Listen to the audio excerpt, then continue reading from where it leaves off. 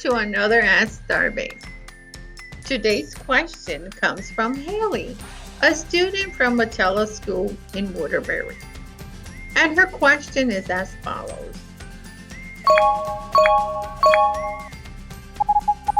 What would happen if a meteor hit Earth's ocean? Would it affect land or just the water? Okay, that's a very good question, and let me see how I can answer. Well, Haley, we all know that 30% of Earth's surface is land, consisting of continents and islands. 70% of Earth is covered with water between the 5 oceans. So there is a greater possibility of meteor hit on water. Let us see the effect that it will have if there were to be a meteor hit on water. First of all, asteroids come in all sizes, from small 100-meter wide to 10-kilometer giant that exterminated the dinosaurs.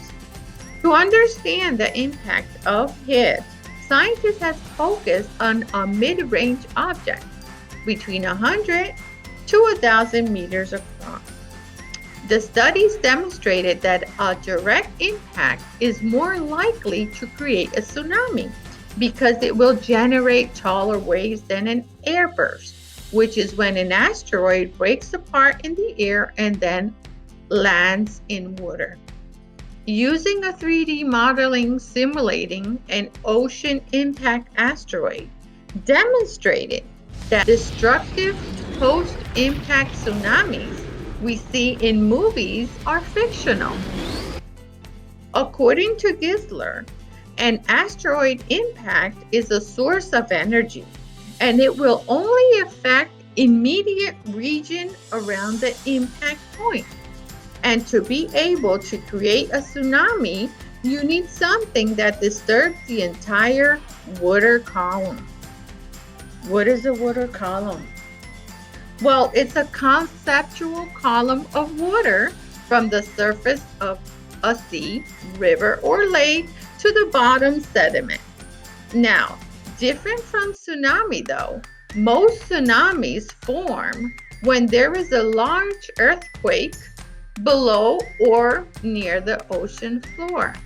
Tectonic plate shifts abruptly, displacing water and generating waves that move in all directions, some traveling as fast as 600 miles per hour. Tsunamis aren't very dispersed and therefore don't lose energy as they travel through the ocean basins, hitting coastlines hundreds or maybe thousands of kilometers away, creating destructive results. Back to the course. Gisler compares an asteroid ocean impact to throwing a rock into a pond. The energy of the rock hitting the water will produce waves, except that these small waves are dispersed. They lose energy very quickly.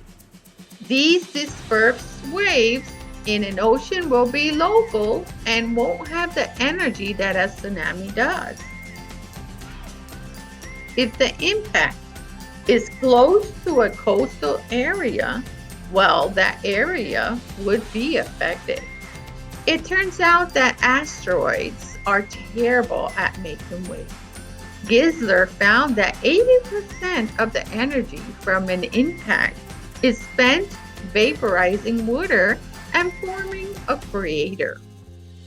The remaining 20% throws most of the liquid water up into the atmosphere. Water vapor is a potential greenhouse gas, so the injection of vapor into the stratosphere could remain for months or even years, affecting the weather pattern here on Earth. He estimated that only 0.1% of the kinetic energy from an impact is spent forming waves. Those waves can still be massive, but they break up very quickly. Don't worry. NASA and other agencies are working to track asteroids that are a threat to Earth.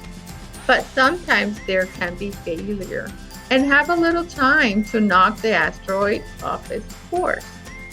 Gisler's study lets us understand how an asteroid impact could affect Earth, so we can use ocean impact as a strategy to limit global damage.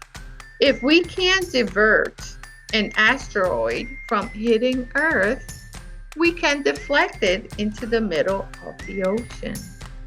Well, Haley, I hope I answered your question.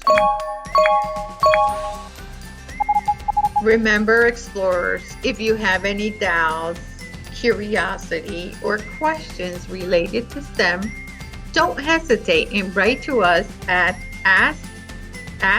starbase-ct.com, and we will gladly answer them. All right, so goodbye, explorers, and take care.